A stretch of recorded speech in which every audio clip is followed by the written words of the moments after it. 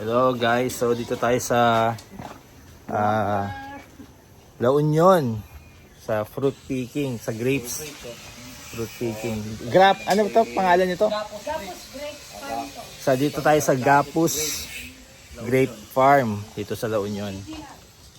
So dalawa pala yung farm nila. May farm 1, may farm 2. Ayan o. So ulit sa mo si yung papi oh. Hello. Vlog namin to, vlog. So ayan, dito kami sa Gapus Grape Farm. So 350 siya per kilo. So yun. Ganda dito. So yun guys, dito pala tong grape picking ng Gapus sa may Orayong La Union. Lampas lang siya ng Caba La Union. So highly recommended dito sa Gapus. Ayan. Maganda ng mga grape nila. Matamis din. Ayan.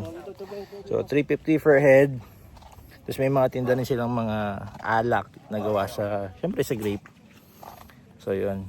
Eh si Nanay oh. Nay, ano pangalan mo Nay? Mila po, sir. Mila. Kayong may-ari nito? Ay, hindi po, sir. Nagtitinda lang po. Si ate. Nagtitinda si Nanay dito. So yun, may mga pumupunta na rin dito. Marami pumupunta dito. So yun, maganda. Malaki yung farm nila dito. 1 and 2. So yun. So yun guys, titikman namin yung grape dito sa Gapus Grape Farm and Picking. So ganito tumikim. Hindi ka ba? So yun guys, bukod sa grapes, marami rin silang tinda dito. Ayan o. Gawang Gapus. Suka, bagoong, kape. Yan, yung mabibili nyo dito. At chocolate din yan. Mga product ng Gapus.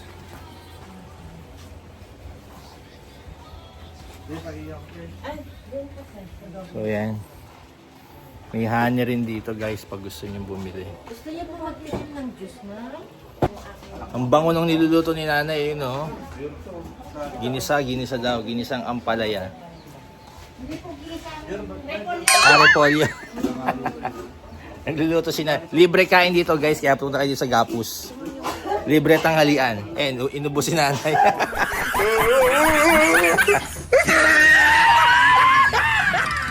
Yung maliliit, 3-5 po. So, bibili kami ng honey. Yan, gawa ng Gapus. Tsaka peanut butter. Tapos kumuha kami ng grapes. Nakuha namin, na-pick namin.